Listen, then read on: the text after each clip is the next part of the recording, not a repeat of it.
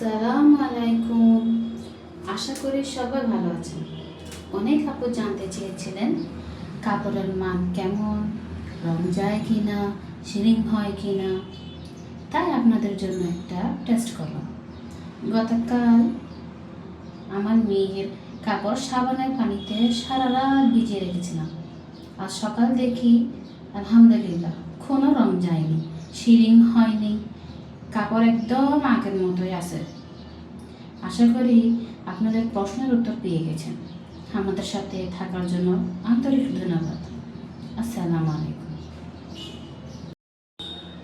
আসসালামু আলাইকুম। আশা করি সবাই ভালো আছেন। অনেক আপু জানতে চেয়েছিলেন কাপড়ের মান কেমন, রং যায় কি না, শিরিং হয় কি না।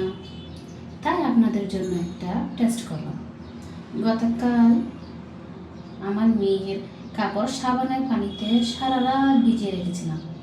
আজ সকাল দেখি আলহামদুলিল্লাহ কোনো রং যায়নি, শিরিং হয়নি, কাপড় একদম আগের মতোই আছে।